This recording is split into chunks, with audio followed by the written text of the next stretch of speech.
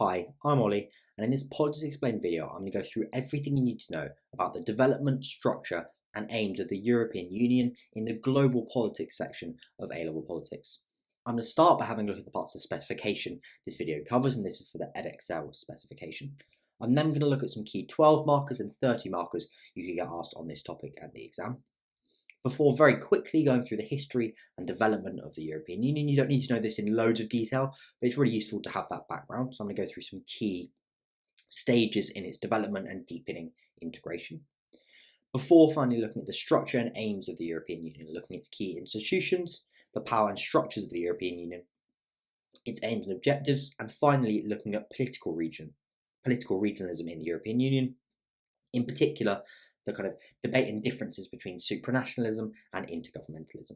The notes you can see on your screen are part of an updating textbook on the global politics section of the Edexcel A Level Politics specification that you can purchase on the Politics Explained website if you're interested, where you can also find loads of other resources to help you in your politics A level, including updating textbooks and essay plans, really detailed essay plans that cover every single part of the course, including global politics 12 markers and 30 markers. And a place to sign up for tutoring or some live revision webinars I'm going to be running before this year's exams if you're interested. Yeah, without further ado, let's get into it. So first, looking at the parts of the specification this video covers. So this is the fifth subtopic of global politics, regionalism and the EU, and this is the third of 5 videos on this subtopic. So we've already looked at an introduction to regionalism and regional organisations excluding the EU.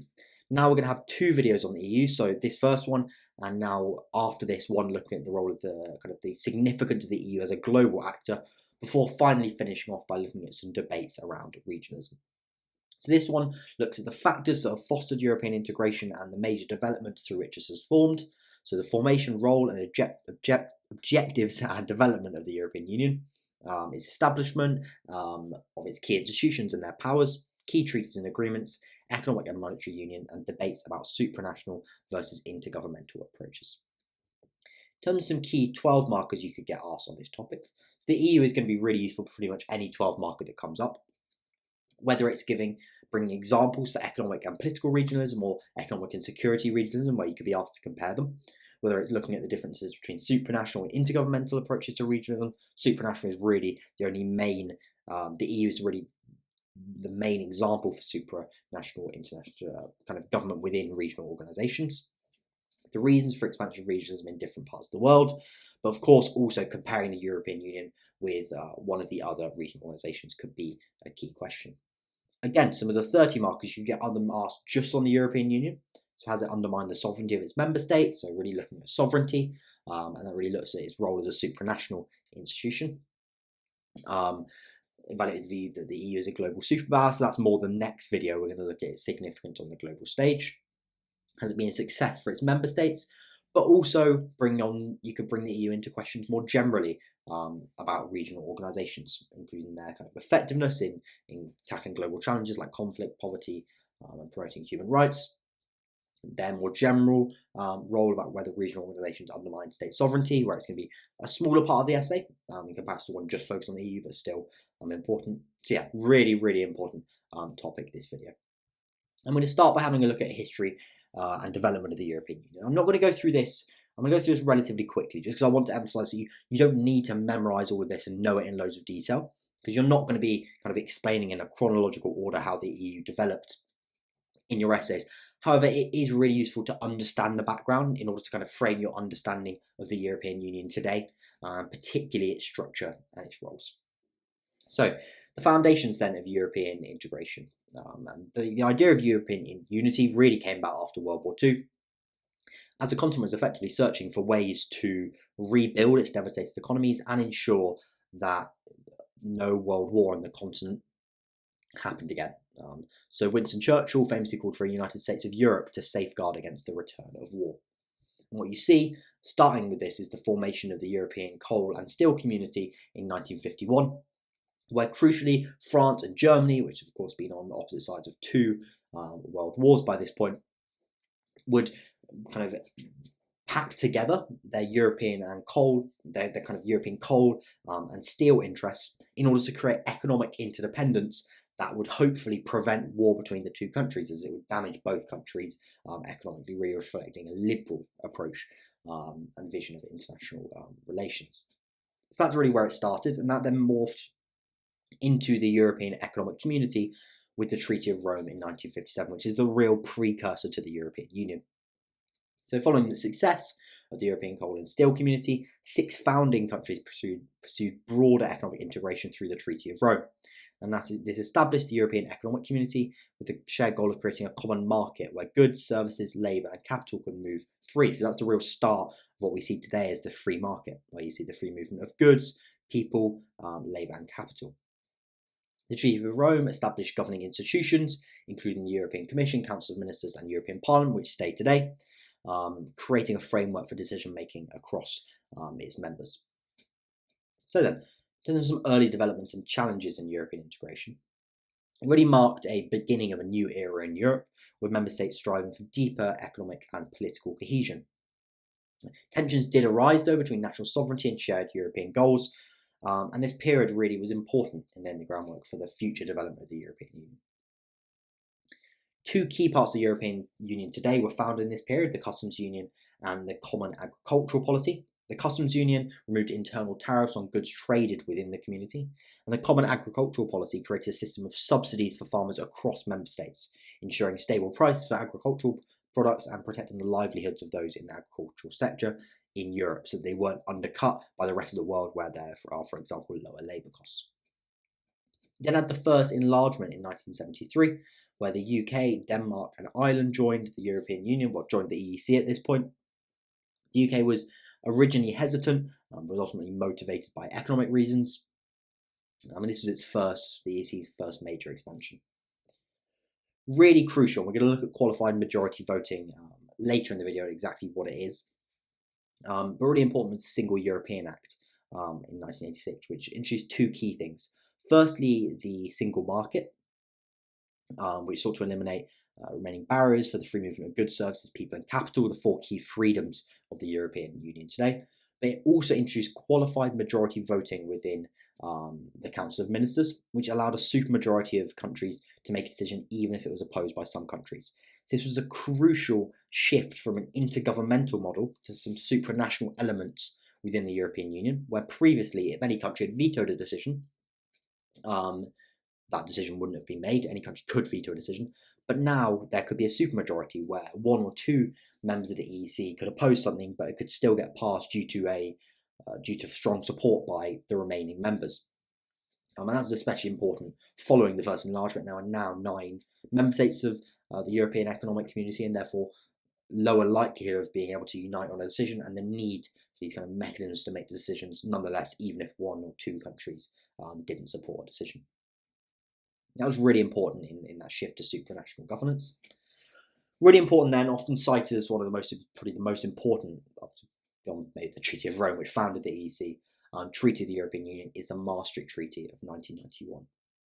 It marked a significant turning point and transformed the EEC into the European Union, a real broader political and economic entity with ambitions that went beyond economic cooperation. So far I'd be really focused on economic regionalism. This is the real shift to beginning to move into political regionalism in particular, and trying to become a real political actor, geopolitical actor, as a shared Europe on the global stage. It established a 3-pillar structure of the new EU, so European communities, which covered traditional areas, kind of the economic areas of trade, agriculture and regional development. Policies governed supranationally by EU institutions. We'll look at those supranational institutions later in the video. Common foreign and security policy, aimed to kind of really enable a greater united European presence on the world stage in foreign policy issues. And a justice and home affairs pillar, which introduced cooperation in areas such as immigration, asylum and law enforcement, kind of increasing European integration on these key kind of justice and home affairs issues. So this was managed intergovernmentally in the same way that the common foreign and security policy was as well. That's where you really see, as we'll look, it's kind of a real combination of the European Union of intergovernmental approaches and supranational approaches.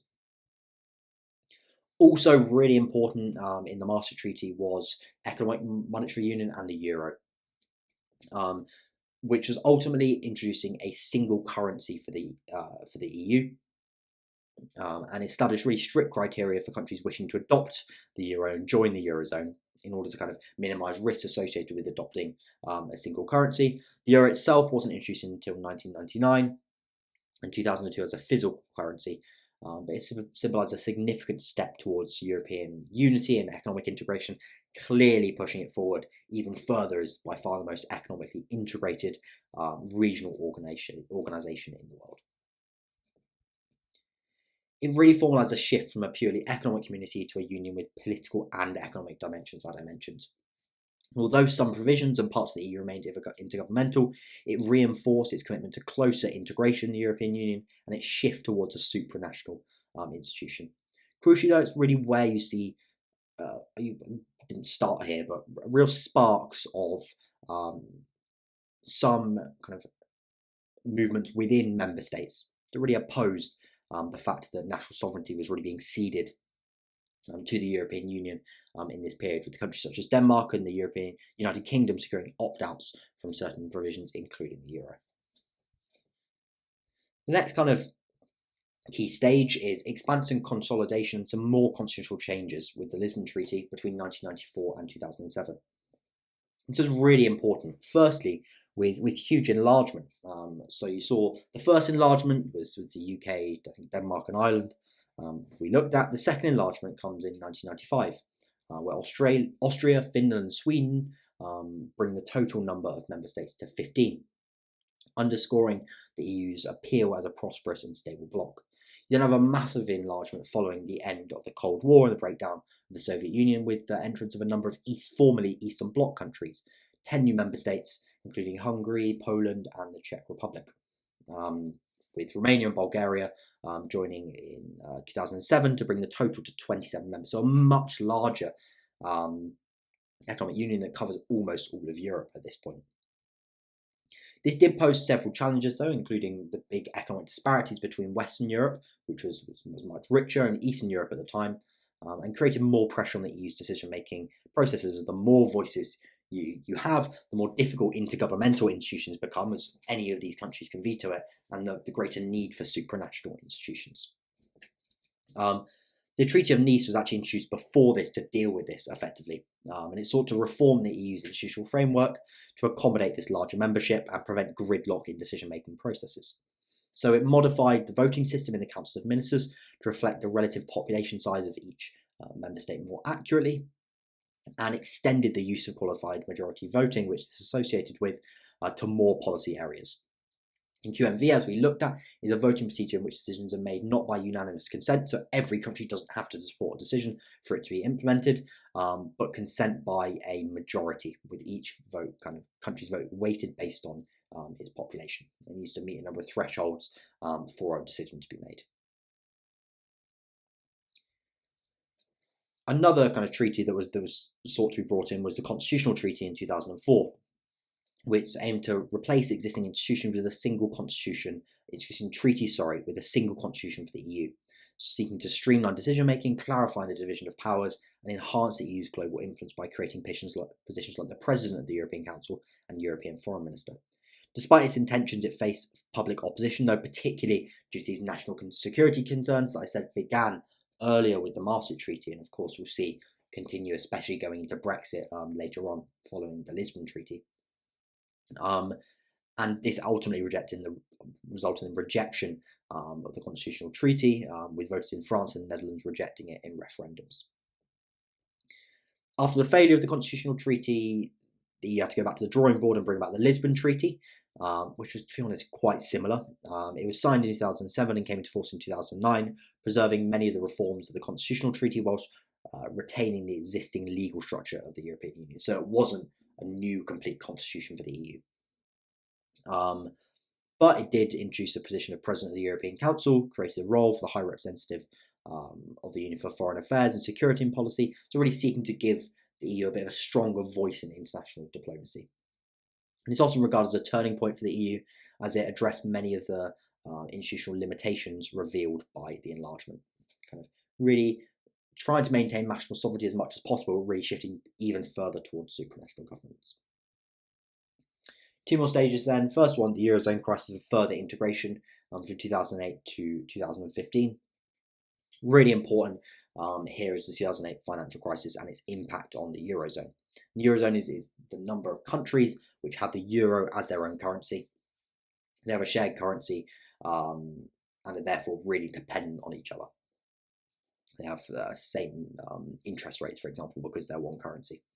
So the Eurozone is bound by one currency, but there are diverse economies within it, with some kind of really rich states like Germany, with really strong economies and sound fiscal policies, while others like Greece and Portugal had mounting debt, weaker economies, and recessions. Without the ability to control their own currencies or devalue to regain competitiveness, weaker economies really struggled to recover following the 2008 financial crisis. A really key flaw in the Eurozone structure, where some countries might have really benefited from higher interest rates, whilst others benefited from lower interest rates because they could only set one level. It damaged some countries at the expense, well, to the benefit of others. Often, the benefit went to Germany and the other large economies.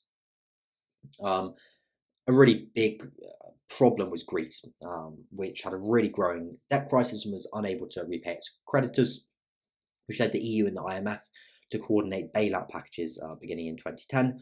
As we looked at the IMF video, these came with really stringent conditions in terms of austerity measures such as tax increases, public spending cuts, and pension reforms, leading to real economic hardship and social unrest.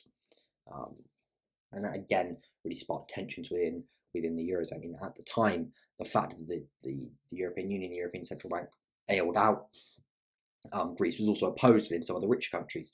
For example, the Alternative for Deutschland, the AfD, the now far-right party in Germany, really started actually as a party that was opposed to this bailout at the time. In terms of the European Central Bank's response, we'll look more at the European Central Bank's role later in the video. Draghi, the then president, famously pledged to do whatever it takes to preserve the euro, which helped to calm markets and restored confidence in the end. And then it tried to, afterwards, the EU responded by introducing a kind of fiscal compact to try and get countries to have more fiscal discipline within the euro, so they didn't grow as high debts as Greece did, maintain balanced budgets, and therefore didn't create these problems in the future. But this post kind of 2008 financial crisis period was certainly a period of crisis and problems for the Eurozone in particular. As I said, real kind of political and social consequences of the crisis, the Eurozone crisis, with high unemployment in Greece, Spain and Italy in particular, which fueled growing disillusionment with the EU and the euro, especially towards perceived German dominance, which didn't do as badly at the 2008 financial crisis, and also led to increased kind of populist and Eurosceptic parties, which criticised the EU's handling of the crisis, and many of which became Eurosceptic parties we see today. So then, from 2016 to today, you see a real rise of populism, with the seeds really in this Eurozone crisis and its kind of impacts on economy, growing inequality, and growing unemployment in a number of EU countries. And you see in this period since 2016, especially populist and Eurosceptic parties gaining traction in various EU countries, driven by concerns over economic inequality, immigration, and perceived loss of national sovereignty. So you see the National Rally in France, led by Marine Le Pen, the Alternative for Deutschland in Germany, Hungary's Fidesz party, which really capitalised on this populist discontent and criticised the EU's principles of open borders and liberal democracy, criticising the EU as an undemocratic institution and accusing it of overreach through its supranational institutions. The migration crisis was really impactful then as well, during which the EU struggled to maintain an influx of refugees from Syria in particular, and fueled further anti-EU sentiments from these populist parties and their voters. And the first populist party that was successful in achieving its country to leave the European Union as a Eurosceptic party was ultimately UKIP in the UK, after the referendum in 2016, in which 52% of voters supported leaving the EU, with national sovereignty being a key concern of voters, as well as immigration and the perceived economic burdens imposed by EU membership. Brexit then prompted really big questions for the EU about the future of the EU integration project, and had a big impact on the EU's global influence, as it was one of its largest economies, I think it's second largest economy behind Germany, and it really weakened the EU's collective weight in global negotiation, global kind of trade negotiations, and weakened it. So what you see, I think, overall looking at this history of the European Union is growing and deepening integration up until the Maastricht Treaty and through to the Lisbon Treaty as well, which with the Maastricht Treaty and Lisbon Treaty, you see growing supranationalism, growing integration, which allowed it to be a more effective and integrated bloc, especially economically, but also shifting more to playing a political and security role on the global stage. But the consequences of this were you have growing kind of seeds of discontent within certain countries, which are really manipulated, heightened, and kind of capitalized on by populist parties, starting after the Maastricht Treaty. You see the seeds of it really grows with the Lisbon Treaty, and you see that in some of the rejection of the constitutional treaty, for example. But since the 2008 financial crisis, this discontent with the EU has only grown, and you see that then with the real growth in power of Eurosceptic populist parties in Italy coming to power, in the United Kingdom having a massive impact, through UKIP, in France really growing in power, in the Netherlands coming to power, in a number of other countries as well, which are now really causing big problems and tensions and divisions within the European Union, in terms of its economic decision making, in terms of its immigration policy, but increasingly also a lot of discontent with supranational governments and loss of national sovereignty from these countries, which is motivating Eurosceptic movements in a number of countries as well. Okay, moving on now then to the structure and aims of the European Union, and the first thing we're going to have a look at is the key institutions of the European Union. So like nation states, the EU as a regional organisation has a number of executive, judicial and legislative institutions to represent member states and make policy decisions. Some of these are supranational institutions, while others are intergovernmental institutions. Just to recap, supranational institutions, well, let's start with intergovernmental. Intergovernmental institutions are where all states have a veto. So all decisions have to be made by consensus, supported by every single state, otherwise the decision isn't made.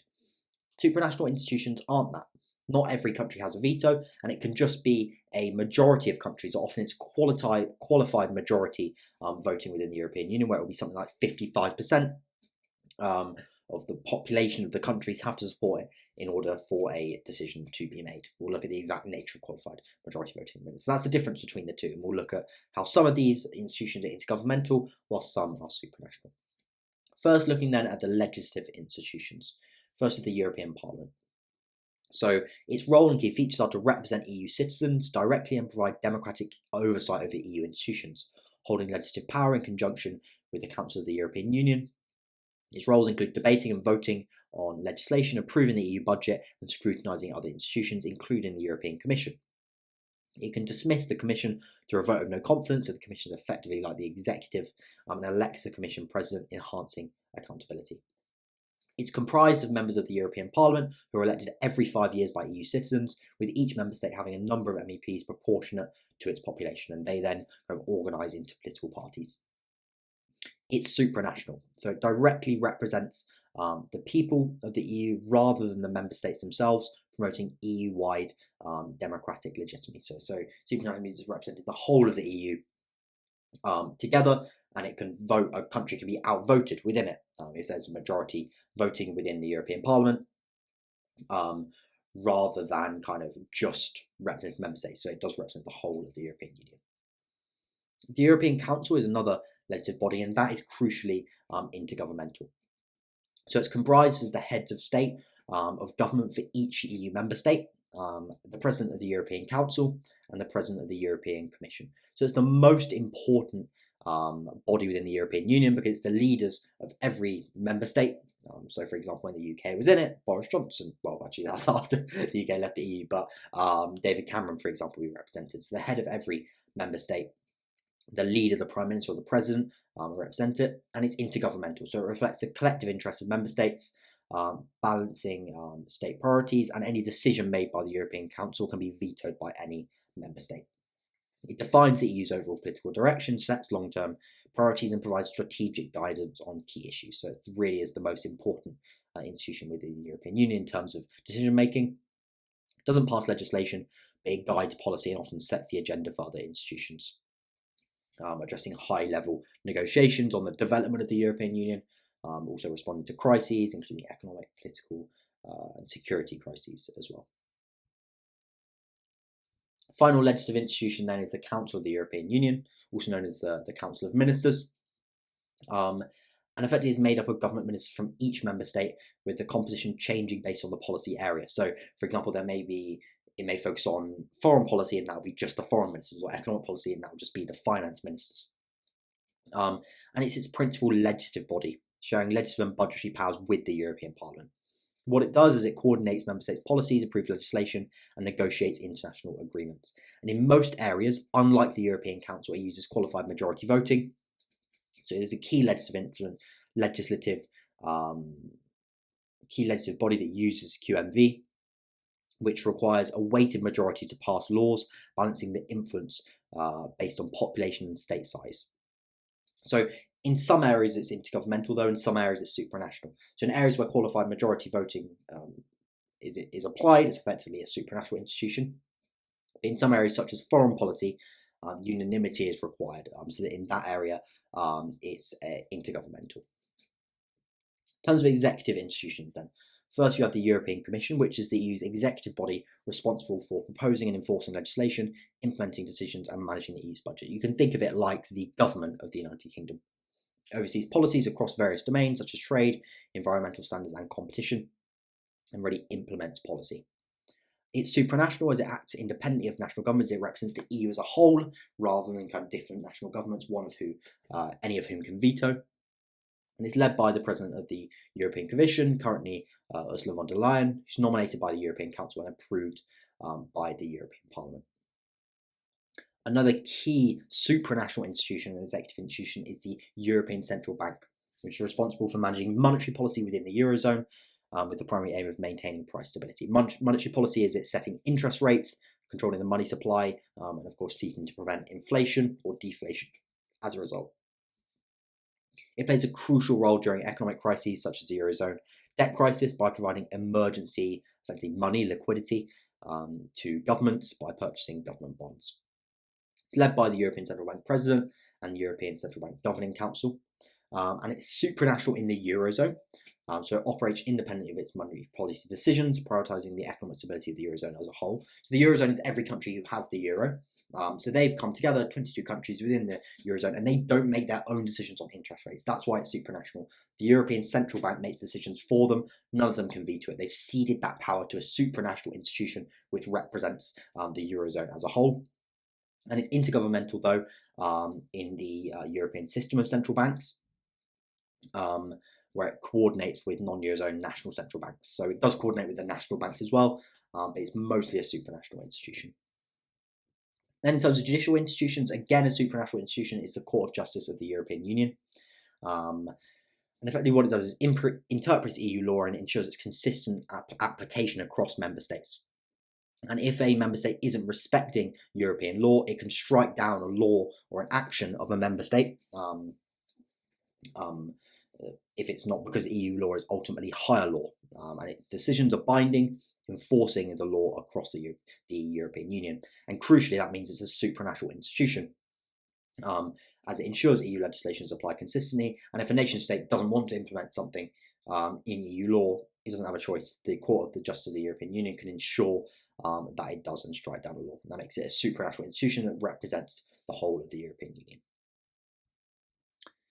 Okay, so that was some key institutions. What we're going to have a look at now is the power and structures of the European Union, crucially looking at the division of powers, what's held by the EU and what's held by member states. So, in terms of areas that are exclusively managed by the European Union, these are areas where only the EU has the authority to legislate on and adopt legally binding acts, and member states can only intervene in these areas if empowered by the European Union. So these are the real areas that the European Union controls. Supranationally, national governments have given up power over these policy areas to the European Union. They include the customs union, competition rules for the internal market, common trade policy, conservation of marine resources, and the monetary policy of the Eurozone. So you can see crucial supranational elements of the European Union are really the most important ones are economic, in relation to economic regionalism. There are some areas of shared competence where both the EU and its member states can legislate and adopt binding measures.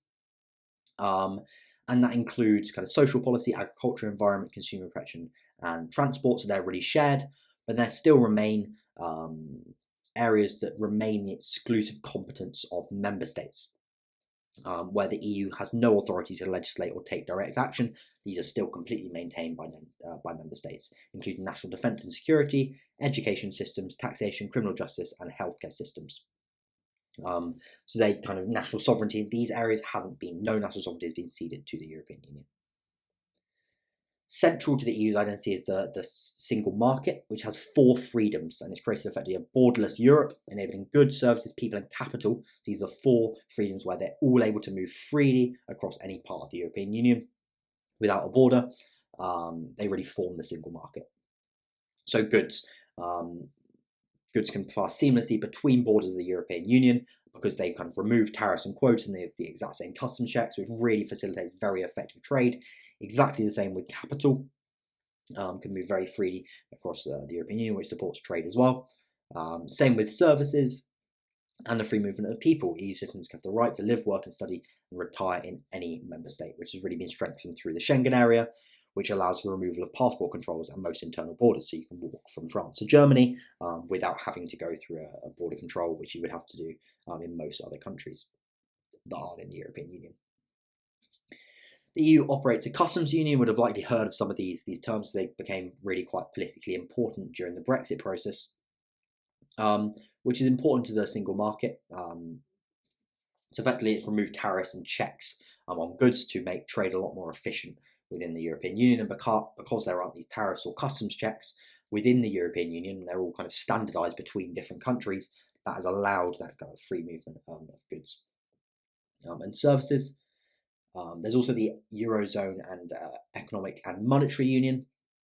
And we looked at that a bit already. This is effectively the Eurozone. The 22 countries that have a single currency and coordinate very similar. They have the same kind of monetary policy. So the European Central Bank is a supranational institution representing the whole of the Eurozone that makes decisions on interest rates and seeking to control inflation. And they, of course, have the shared currency of the euro as well, which, of course, you can use across Eurozone countries, including France and Germany.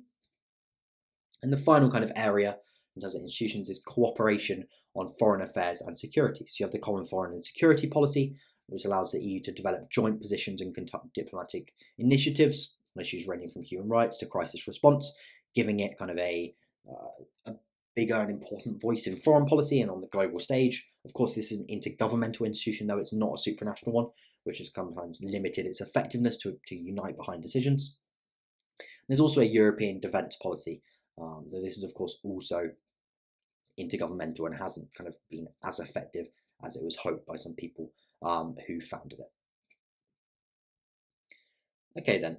2 final things we're going to have a look at are the aims and objectives of the European Union and kind of the debate and contrast between supranationalism and intergovernmentalism within the EU. In terms of its aims and objectives, it was crucially founded with a set of core aims reflecting its commitment to peace, prosperity, and promoting European countries' interests on the global stage. So its foundation was promoting peace and stability in Europe after World War II by integrating economically and cooperating politically. There's such interdependence between countries that war is much, much less likely. As proved, there hasn't been war between EU member states since its founding. It's ultimately also primarily to boost economic growth through the single market and the customs union, which really allows a much greater market for any EU member state to export into, and therefore to boost its economy. It's also built on the principles of democracy and human rights and seeks to kind of really promote them within its borders and without its borders. So any country that enters the European Union has to have a certain level of respect for the rule of law and has to be a democracy. And it also seeks to promote Europe's interests globally, particularly in the 21st century, which has become increasingly defined by competition between the United States and China. We're going to look at that in much more detail in the next video on the significance of the EU on the global stage. Final thing we're going to have a look at then in this video is kind of supranationalism versus intergovernmentalism within the European Union. So it's ultimately a blend of supranational institutions and intergovernmental institutions, making it a distinct example of political regionalism. And its elements of supranationalism make it the kind of the closest integrated and the furthest forward regional body in the world, regional organisation. This dual approach allows the EU to both function as a single unified entity on certain issues, particularly economic issues, and as a cooperative alliance of independent nations, all having a veto on other issues, particularly kind of in foreign policy. This is beneficial, definitely, in maintaining member states' national sovereignty in some areas, but allowing efficiency in the supranational areas, particularly in economic policy where it's needed. But it also does create a lot of tensions within the EU and undermine its ability to act as a decisive and a unified bloc on foreign policy issues, in particular where it has intergovernmental institutions. So supranationalism is a governance model in which authority is transferred from individual states to a higher independent authority that makes decisions. In the EU, this lies with the European Commission, the European Parliament, Court of Justice of the European Union, which act in the interests of the EU as a whole rather than these individual member states. And of course, the European Central Bank as well for the Eurozone. And key areas where the EU exercises a supranational power include trade policy, competition rules for the single market, and monetary policy in the Eurozone. For instance, when the EU negotiates international trade agreements as a single entity, it represents all member states, rather than every member state kind of being part of those negotiations. The European Central Bank, as we've gone through, also plays an important role in deciding interest rates for the whole of the Eurozone, rather than those Eurozone countries themselves having decision-making power. It allows the EU to implement policies efficiently across all member states, ensuring consistency in areas like economic policy, environmental standards, and consumer protection. And it arguably strengthens the EU's global influence as it can act as a single entity on the international stage, particularly in relation to trade. But of course, it's also been criticised for limiting national sovereignty, as it requires member states, they have to follow decisions made at the EU supranational level, even if they disagree with them. Intergovernmentalism, on the other hand, as we've gone through, is a governance model in which national governments retain their sovereignty and collaborate on decisions, which often require consensus, so any state can veto them if they want to. In the EU, this is applied in sensitive areas, such as foreign policy, security and defence, where member states wish to kind of maintain their control. And it allows that negotiation and potentially shared policies and shared collective voice on the global stage without having to seek national sovereignty and having to support things you disagree with in certain areas. The European Council and Council of the European Union, particularly the European Council, are primary intergovernmental bodies. And that's in the European Council, heads of state of government from each member state meet to set the EU's strategic direction, often reaching decisions by consensus to reflect the interests of all nations. Similarly, it's exactly the same in the common foreign and security policy, where it's intergovernmental, reflecting the real sensitive nature of a lot of those foreign policy decisions. It allows member states to protect their sovereignty, especially in matters of national security, foreign relations and taxation, as decisions have to be made by consensus. But the need for unanimity can create gridlock and slow decision making, and that can bring the drawback of making it kind of challenging for the EU to respond swiftly to crisis, such as conflicts or security threats. So yeah, that was a pretty long video and very detailed. As I said at the start, you really don't need to know everything in loads of detail, especially the history of the European Union, though I think it is really important and useful for understanding, especially the kind of debate in relation to European integration, the debate between supranational and intergovernmental institutions today. Let me know if you've got any questions or comments in the comment section below, and I'll see you in the next video, which is going to focus on the EU's role as a global actor.